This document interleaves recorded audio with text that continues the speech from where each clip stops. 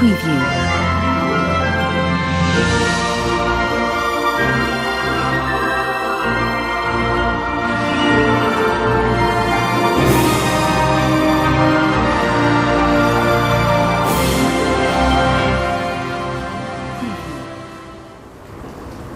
Hi, my name is Tin, and I want to tell you a story about Peter Pan. One starry night, a glimpse of body and a sparkling dot flew around Kensington Garden into the window of the Darling's house. That body was Peter Pan. Peter Pan? The boy who never grew up. Every night, Peter and his fairy friend Tinkerbell would go to the window and listen to Mrs. Darling, telling bedtime stories to her children. Their children are Wendy, Michael, and John. Peter loved listening to her voice. But tonight, while telling stories to her children, Mrs. Darling spotted Peter Pan out of the window. Peter Pan fly away instantly. However, he left his shadow there. So, he returned to get back his shadow, but he woke Wendy. Wendy offered to stick his shadow back into the body. So, while sewing the shadow back into his body, Wendy said she knew a lot of stories. Really? Peter said, "Let's go to Neverland with me." Neverland? Neverland? What is Neverland? Neverland is a place where mermaids, pirates, the Indians live together. That sounds interesting. So, okay, Wendy agreed, and she woke Michael and John to come with her. But, Peter, how are we going there? She said, "We go flying." Flying? But we cannot fly. Peter shook Tinkerbell around them and let their sparkling fairy dust wrap their body. And soon, Wendy, Michael, and John flew around their room, touching the lamps, bumped their heads into the... Oh, that hurts. "Come on, let's go to the Neverland," said Peter. Off they went with a wide smile and bright eyes. But Peter, as they fly over the trees and tops of churches, "Where is Neverland, Peter Pan?" Peter said, "Second to the right and straight on till morning." Their flight to Neverland was soon followed by many adventures. Encountering the dangerous mermaids in the lagoon, saving the Indian Princess Tiger Lily, and battling with the pirates and the evil Captain Hook. But every day, they led a wonderful life. Wendy would play as their mother and put their hands on her hips whenever they went home with dirt on their body. "Where have you been?" she said. At night, she would tell stories before they went to bed, and sew their clothes, serve their breakfast, and also their medicine. Okay. One day, all the boys sat around Wendy and listened to one of her bedtime story. This time, the story was about mother. Toothless, one of the lost boys, said, "I couldn't remember my mother's face. I couldn't remember how she looked like." Maybe because you've gone too long toothless. Peter said his thought about them. Mothers are bad. Mothers are bad. Once I went home and I saw another boy sleeping in my bed. You see, my mother has forgotten me. While talking about mothers, Wendy, Michael, and John are suddenly silent, deep into their thoughts about their own mother. What is she doing right now? Maybe she is crying. Maybe she is sad. Maybe she won't eat. Maybe she won't sleep. Oh, thoughts of worries about their mother flew their mind. So Wendy stand up. Michael, John, we've got to come back. Mom will die with worry. Michael and John know. Yes, we'll come back right away. So Wendy and her brothers gather their things. And while they are gathering their things, they saw the sight of the lost boys in the corner. They are fidgeting their hands, unsure. Can we come with you, Wendy? Can we come with you, Wendy? Wendy is more than happy to say, yes, of course. Come with us, and Mom will be happy to take you as her son. Really? Their eyes are so bright with hopes. Yes! So everybody is dancing happily around the rooms. Well, almost everybody.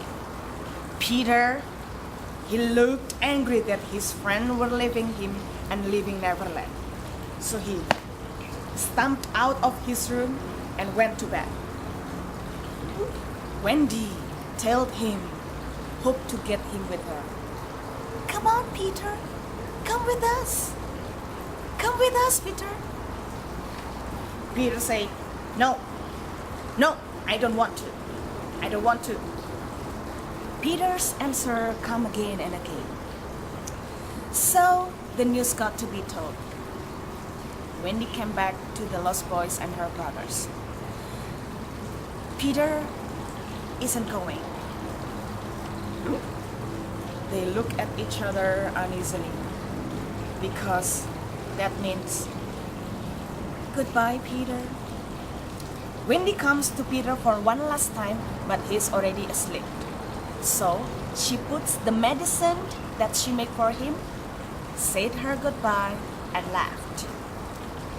Wendy, her brothers, and the lost boys were out on their way out when they met the pirates. Uh-oh.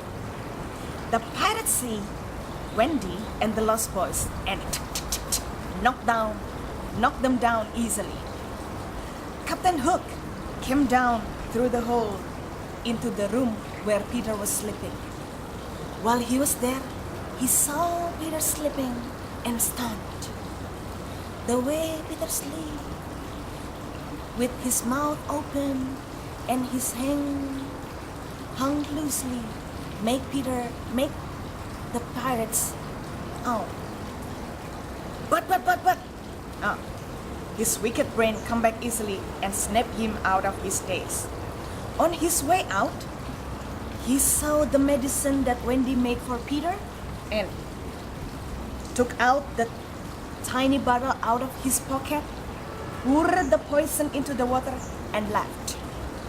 He took Wendy and the boys away into his ship.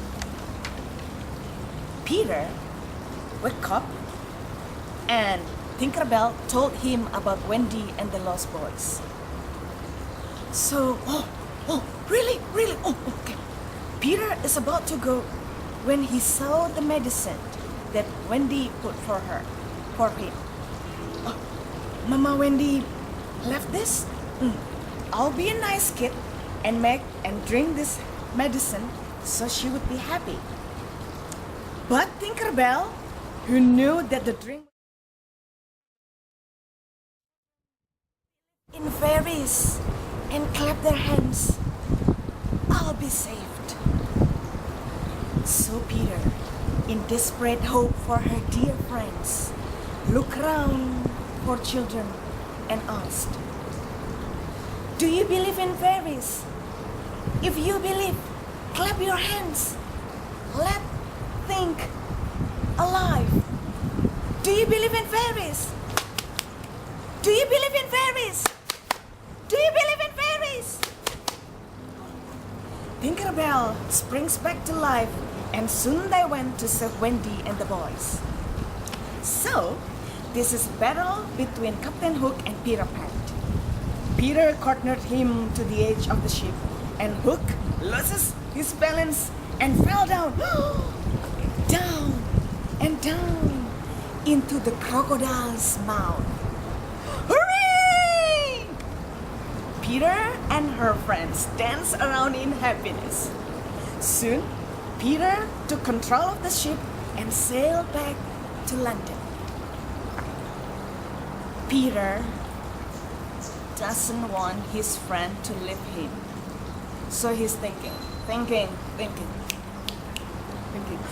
Aha!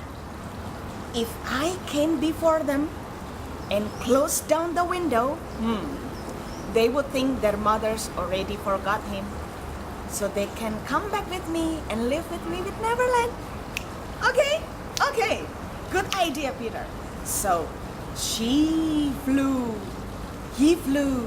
to Darling's house before Wendy and the boys. When he arrived, he saw from the window the sight of Mrs. Darling. She looked sad. She was crying. So Peter, he didn't have a heart to make Mrs. Darling sad. Finally, he let the window open and fly away. Wendy, her brothers, and the lost boy fly in, and Mrs. Darling was drowned with happiness. Oh my God, my children. Mrs. Darling said she would adopt the lost boys. Really, Mrs. Darling? Yes, you will be my children. But she saw Peter Pan out there on the window. She came to him. Come, Peter, live with us, and you will hear a lot more stories. Come, Peter, come with us, and you will play with us all the time. Come, Peter dear. Peter is unsure. Will you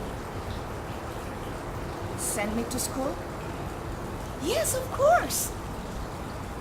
Will I have a beard and go to work? Yes, I shall love you with birds. No one will catch me and make me a man, said Peter Pan. He doesn't want to get old. So, the Darlings and the lost boys decide to live together, and Peter chooses to live in Neverland with his friend Tinkerbell. Before he goes, he promises to Wendy to return to Wendy every spring. He then bids his goodbye and fly away to the open sky. Wendy comes to the window and say, "You won't forget to come to me, right, Peter? You won't forget me, right? Please don't. Please don't forget me." So, that is a story about Peter Pan and his friends. I do hope you love this story. Bye-bye.